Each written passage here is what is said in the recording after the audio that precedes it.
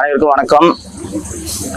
சென்னை மாநகர காவல்துறை ஆணையராக இருந்து தற்போது லஞ்ச ஒழிப்புத்துறை இயக்குநராக இருக்கக்கூடிய திரு அருண் ஐபிஎஸ் அவர்கள் என்னை கொலை செய்ய மும்பையிலிருந்து ஒரு கூலிப்படையை நியமித்துள்ளார் என்ற தகவலை எனக்கு டெல்லியிலிருந்து உளவுத்துறை அதிகாரிகள் தெரிவித்து உடனடியாக சென்னை மாநகர காவல்துறை ஆணையரை சந்தித்து புகார் அளித்து தேவையான விசாரணையை மேற்கொள்ளுமாறு எனக்கு அறிவுறுத்தியதன் அடிப்படையில் இன்று காலை சென்னை மாநகர ஆணையர் அவர்களை சந்தித்து புகார் மனுவை அளித்தேன்.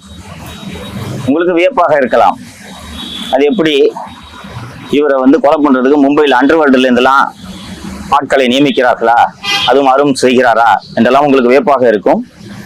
இதே போல கடந்த செப்டம்பர் 2025 தென் தமிழகத்திலிருந்து கொலை செய்வதற்கென்று ஒரு கூலிப்படையை திரு அருண் அவர்கள், செல்வநாகரத்னம் ஐபிஎஸ் அவர்கள் மற்றும் திரு வருண்குமார் ஆகியோர்